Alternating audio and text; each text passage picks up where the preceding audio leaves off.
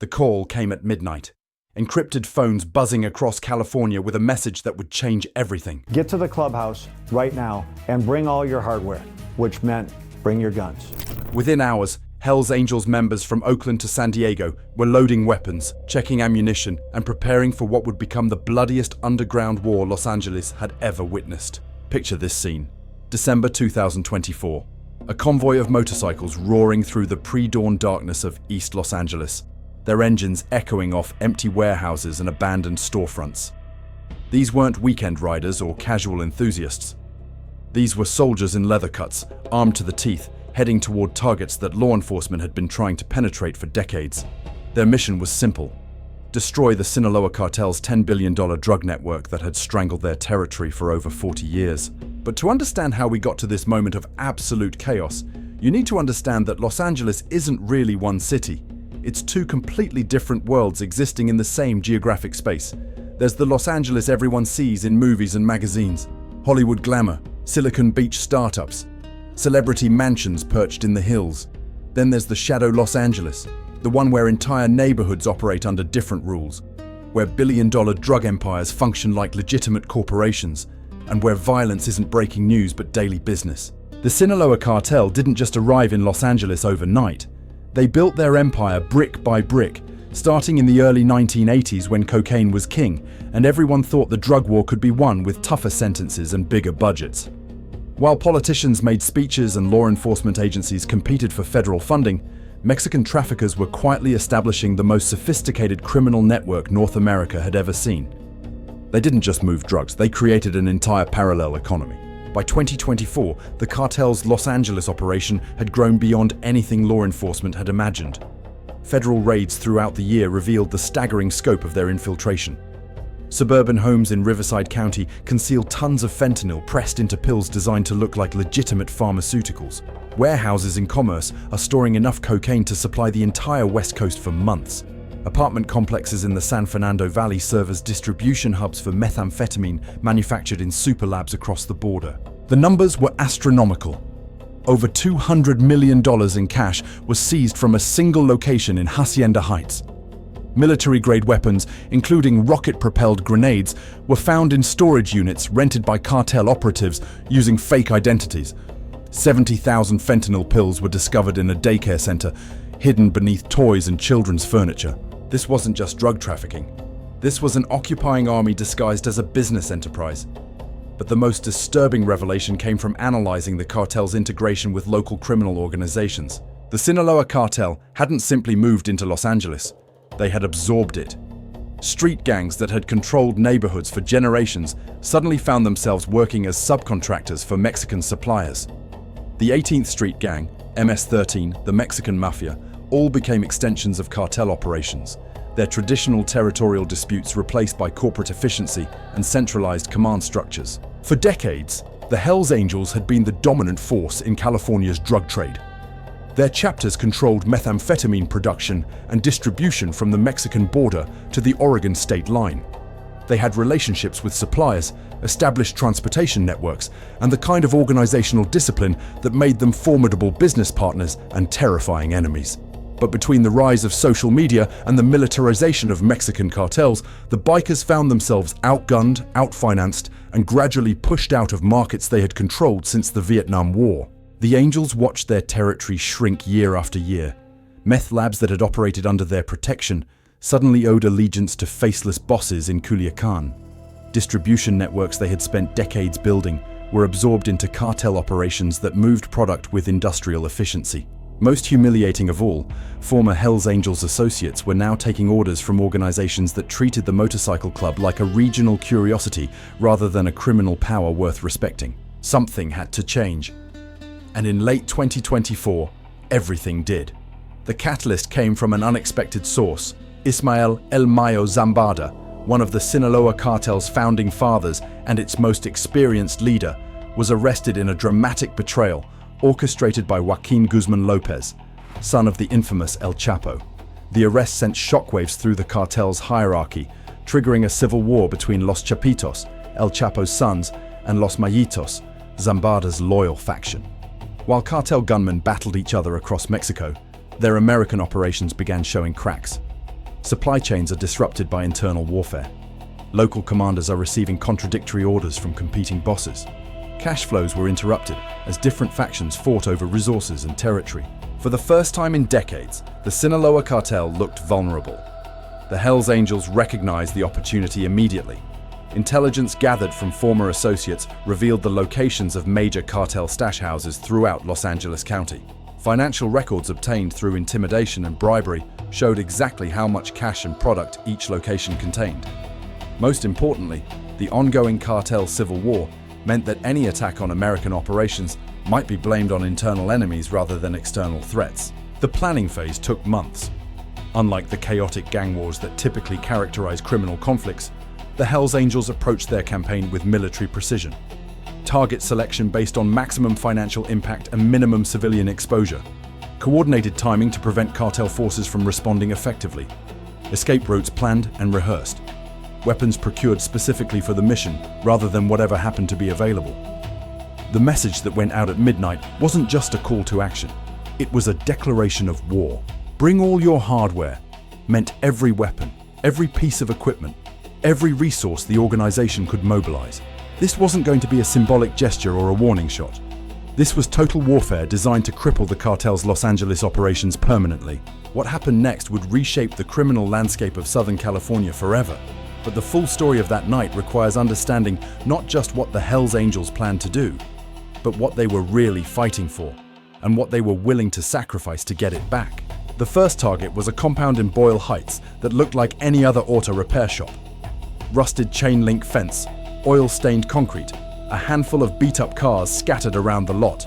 But federal surveillance had identified it as one of the Sinaloa cartel's primary money laundering operations, processing over $50 million annually through fake invoices and phantom transactions.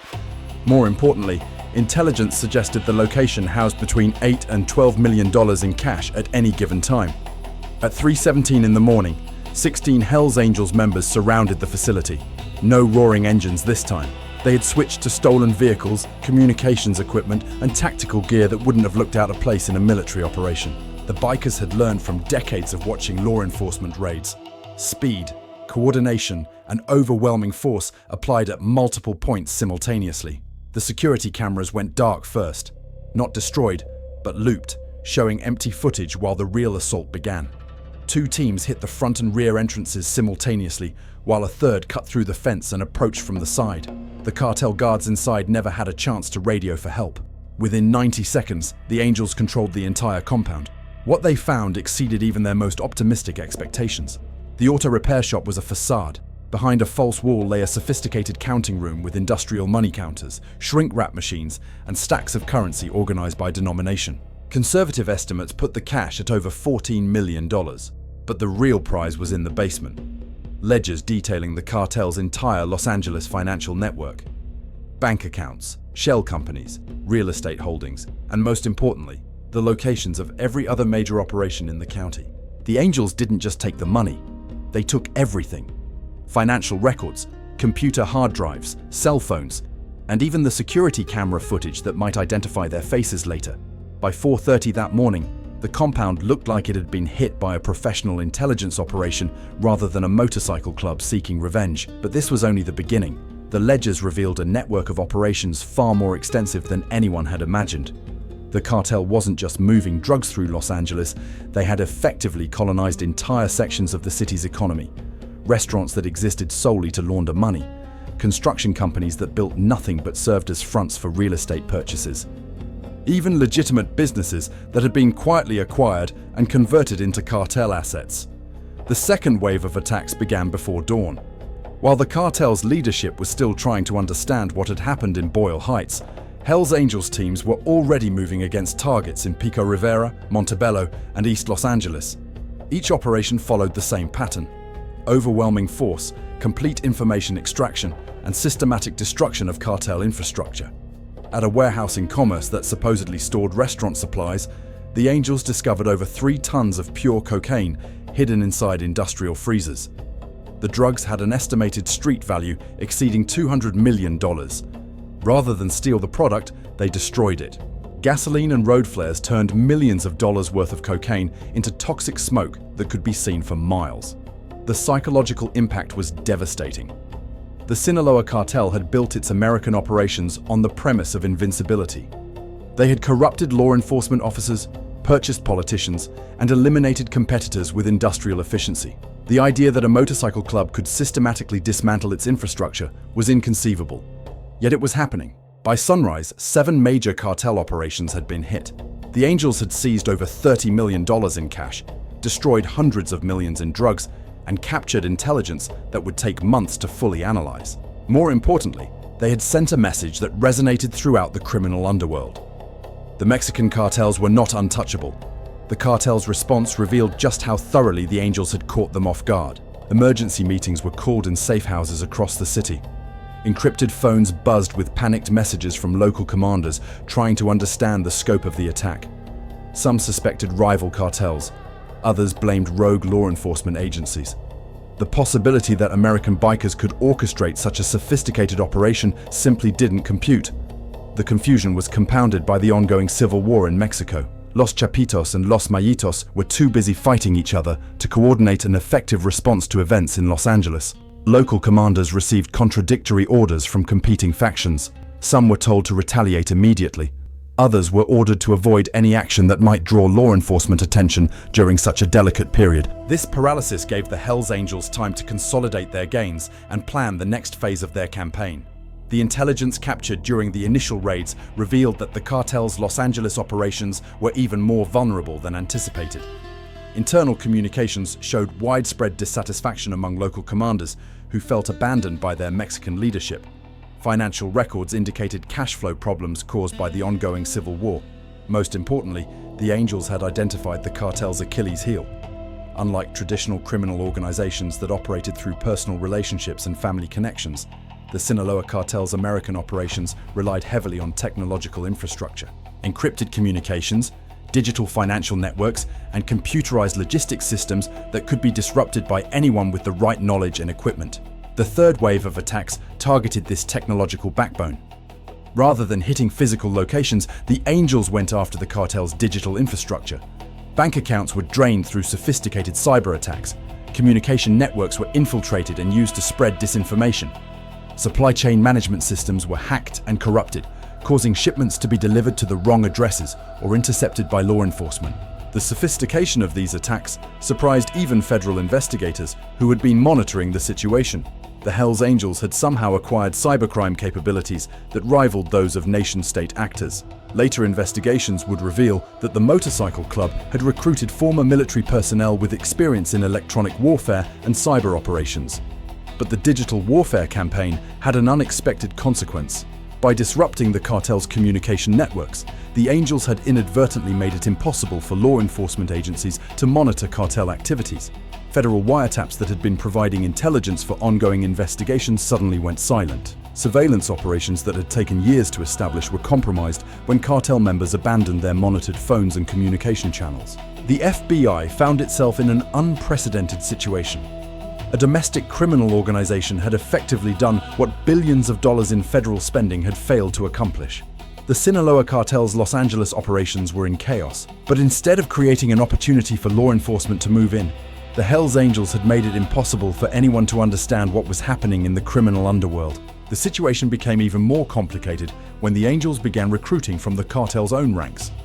Disillusioned sicarios and local commanders who felt abandoned by their Mexican bosses started providing intelligence to the motorcycle club. Some were motivated by money, others by revenge against an organization that had treated them as expendable assets.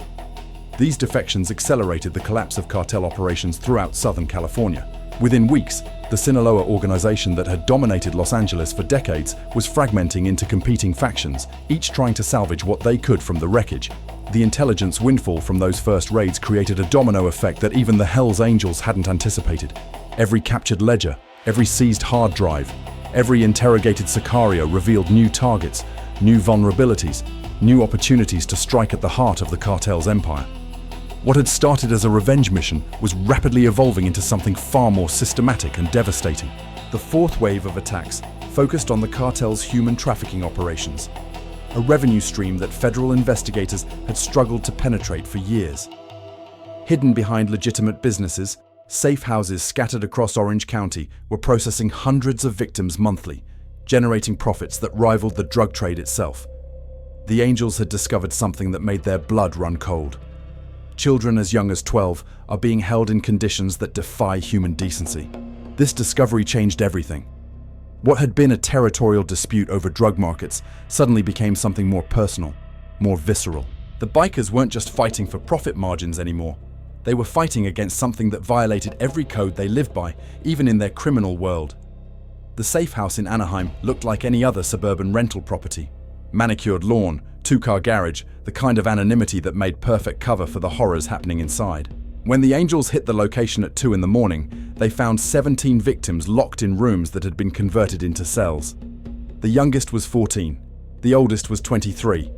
All had been trafficked from Central America with promises of legitimate work in American restaurants and factories. But instead of simply liberating the victims and disappearing, the Angels did something unprecedented. They called law enforcement. Anonymous tips flooded into FBI field offices, providing exact locations, detailed evidence, and information that would lead to dozens of arrests.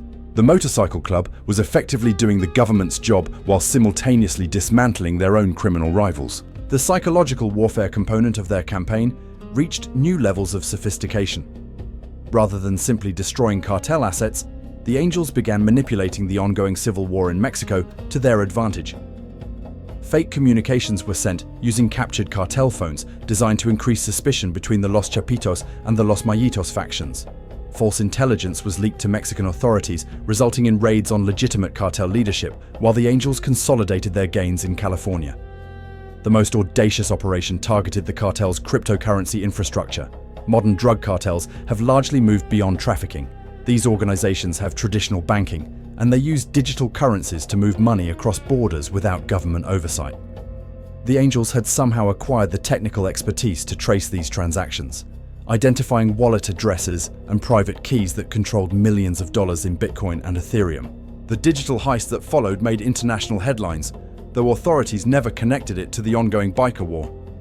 Over $60 million in cryptocurrency simply vanished from cartel wallets, transferred to addresses that couldn't be traced or recovered. The theft was so sophisticated that cybersecurity experts initially blamed nation-state hackers rather than a motorcycle club operating out of California bars and clubhouses. By this point, the Sinaloa cartel's Los Angeles operations were in complete freefall. Local commanders who had once wielded absolute power over neighborhoods found themselves cut off from supplies, funding, and communication with their Mexican bosses. Some tried to establish independent operations. Others simply fled the city entirely. A few made the fatal mistake of trying to negotiate with the Hells Angels, not understanding that this wasn't a business dispute that could be resolved through compromise. The executions began in the early morning hours across the San Fernando Valley. Cartel lieutenants who had terrorized communities for years were found dead in their expensive cars, their bodies bearing the distinctive markings of biker justice. These weren't random killings driven by rage or revenge. Each target had been carefully selected based on their role in the trafficking networks that the Angels were systematically dismantling. Federal law enforcement agencies found themselves watching a criminal war that they couldn't officially acknowledge or investigate. The Hells Angels were technically committing federal crimes on a massive scale, but they were also accomplishing what decades of government efforts had failed to achieve. The Sinaloa cartel's grip on Los Angeles was broken, their operations disrupted, their leadership structure in chaos. The vacuum left by the cartel's collapse created opportunities that smaller criminal organizations rushed to fill. Armenian organized crime families began expanding their traditional extortion and fraud operations into drug trafficking. Russian bratvas that had focused on cybercrime started establishing physical distribution networks. Even traditional Italian-American crime families saw opportunities to reclaim territory they had lost decades earlier. But none of these groups possessed the organizational capacity or international connections that had made the Sinaloa cartel so dominant. The result was fragmentation rather than consolidation. Dozens of smaller criminal enterprises competing for market share rather than a single overwhelming force controlling everything. The Hells Angels found themselves in an unexpected position. They had won their war against the cartels, but victory brought responsibilities they hadn't anticipated. Neighborhoods that had been under cartel control for decades suddenly had power vacuums that needed to be filled. Local gangs that had operated as cartel subcontractors were looking for new leadership and direction. the bikers made a strategic decision that surprised everyone, including their own membership. Rather than simply expanding their traditional criminal activities to fill the void, they began establishing what could only be described as a protection racket with community benefits. Businesses that paid tribute to Hells Angels chapters found themselves safer than they had been in years. Drug dealers who operated without Angels' approval disappeared, but legitimate businesses flourished under their protection. This evolution from pure criminality to something resembling governance created tensions within the organization itself. Older members who had joined the Hells Angels for the outlaw lifestyle found themselves managing community relations and business operations. Younger prospects who expected violence and chaos discovered they were being trained in negotiation and conflict resolution. The transformation was most visible in East Los Angeles, where entire neighborhoods had effectively become Hells Angels protectorates. Crime rates plummeted, not because residents were calling police more frequently, but because the bikers were providing more effective security than any government agency. Property values began rising in areas that had been written off as hopeless just months earlier. Federal investigators monitoring the situation through surveillance and informants struggled to classify what was happening. Was this still organized crime, or had it evolved into something else entirely? The Hells Angels were clearly profiting from their activities, but they were also providing services that legitimate institutions had failed to deliver. The complexity deepened when Angels chapters began cooperating with local law enforcement on specific issues. Anonymous tips about weapons trafficking led to arrests of illegal gun dealers. Information about human trafficking resulted in victim rescues and federal prosecutions. The motorcycle club was simultaneously operating outside the law while occasionally serving law enforcement objectives. This cooperation wasn't motivated by civic duty or moral awakening. The Angels had learned that certain types of criminal activity attracted federal attention that could threaten their newly established territories. By eliminating competitors who dealt in weapons, human trafficking, and terrorism-related activities, they were creating a more stable environment for their own operations. The cartel's response to their Los Angeles collapse finally came, but not in the form anyone expected.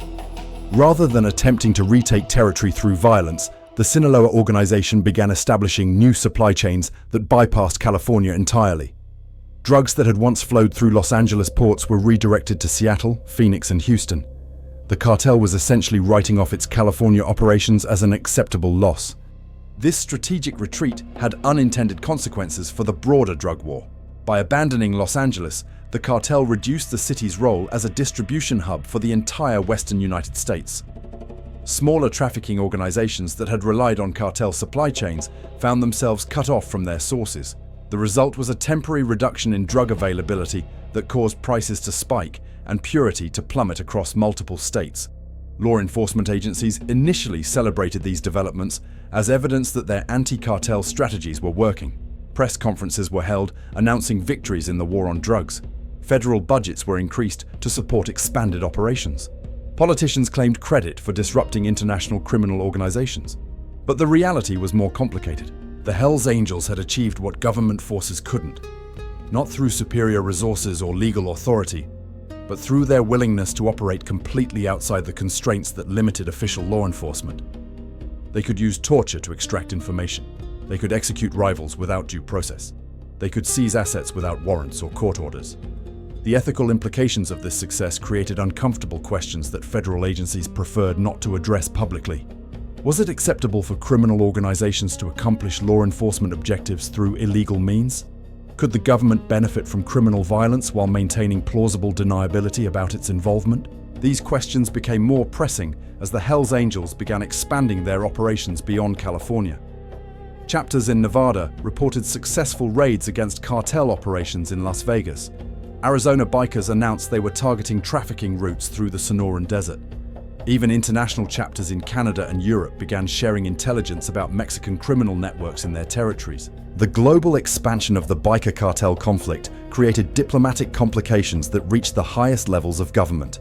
Mexican authorities complained that American criminal organizations were conducting military-style operations against their citizens. Canadian officials expressed concern about cross-border criminal conflicts that threatened public safety. European allies questioned whether the United States was allowing domestic criminal organizations to conduct foreign policy through violence.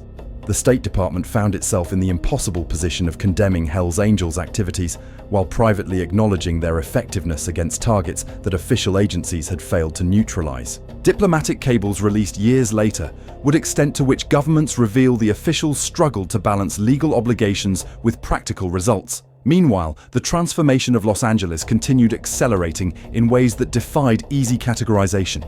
The city that had been divided between legitimate society and criminal underworld was developing a third category: areas controlled by criminal organizations that provided better governance than legitimate authorities. Property crime rates in Hells Angels territories dropped to levels not seen since the 1950s.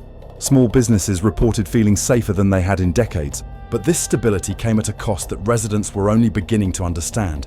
The Angels weren't just providing protection, they were establishing control over every aspect of economic life in their territories. Businesses needed permission to operate. Workers needed approval to organize. Even residents needed consent for major purchases or life decisions that might affect neighborhood dynamics was complex. The psychological impact on communities and contradictory. Many residents appreciated the safety and stability that biker control provided. Others resented the loss of autonomy and democratic governance that came with criminal rule. Most experienced both feelings simultaneously, grateful for security while uncomfortable with its source. Children growing up in these neighborhoods faced particularly complicated circumstances. They were safer from random violence and predatory crime than previous generations, but they were also being socialized into accepting criminal authority as legitimate governance. Schools in Hells Angels territories reported improved attendance and reduced disciplinary problems, but educators worried about the long-term implications of normalizing organized crime. The economic effects extended far beyond the immediate neighborhoods under biker control. Real estate investors began purchasing property in Hells Angels territories, betting that criminal governance would prove more stable and effective than traditional municipal services. Insurance companies started offering reduced rates for businesses operating under biker protection, acknowledging that their claims rates were significantly lower in these areas. These market responses created feedback loops that strengthened biker control while undermining traditional government authority. As private capital flowed toward criminally controlled areas, legitimate municipal services became increasingly underfunded and ineffective. The contrast between criminal efficiency and government dysfunction became more pronounced each passing month. Federal agencies monitoring these developments realized they were witnessing something unprecedented in American history. A criminal organization had effectively conquered territory, established governance, and achieved legitimacy through results rather than legal authority. The Hells Angels weren't just replacing the Sinaloa cartel, they were replacing government itself in significant portions of one of America's largest cities. The ripple effects of this criminal revolution extended far beyond what anyone had anticipated. As federal agencies struggled to understand the new reality, international criminal organizations began taking notice of what had happened in Los Angeles. The message was clear. Even the most powerful cartels could be defeated if their enemies possessed sufficient organization, intelligence, and ruthlessness. European crime syndicates started reaching out to Hells Angels chapters, offering partnerships and information exchanges. Italian-American families that had been marginalized for decades saw opportunities to reclaim influence. Russian organized crime groups began studying biker tactics, adapting them for their own territorial disputes. The Los Angeles model was being exported globally, creating instability in criminal markets that had been stable for generations. But the most significant development came from an unexpected source. Legitimate businesses operating in former cartel territories began requesting formal agreements with the Hells Angels. Restaurant owners wanted guarantees that their suppliers wouldn't be harassed. Construction companies needed assurance that their projects wouldn't face interference. Even tech startups moving into gentrifying neighborhoods sought meetings with biker leadership to establish operating parameters. The transformation was complete. What began as a midnight call to arms had reshaped the criminal landscape of America's second-largest city. The Hells Angels had accomplished what decades of federal operations, billions in government funding, and countless task forces had failed to achieve. They had broken the Sinaloa cartel's stranglehold on Los Angeles. But victory came with a price that nobody had calculated. The $10 billion drug network was gone, dismantled piece by piece through a campaign that combined military precision with criminal brutality. 30 million in cash was seized, hundreds of millions in drugs destroyed. An empire that had taken 40 years to build was reduced to fragments in a matter of months. Yet the city wasn't safer. It was simply under new management. In the end, this wasn't a story about justice triumphing over corruption. This was proof that in America's shadow economy, power doesn't disappear when one empire falls. It simply transfers to whoever possesses the will and capability to seize it. The Hells Angels had demonstrated that with enough organization, intelligence, and ruthlessness, even the most entrenched criminal organizations could be toppled. But perhaps the most disturbing revelation was how quickly legitimate society adapted to criminal governance when it provided better results than official institutions. Property values are rising in biker territories. Insurance companies offering discounts for businesses under criminal protection. Residents are grateful for safety, regardless of its source. The war was over. The Angels had won, and Los Angeles would never be the same.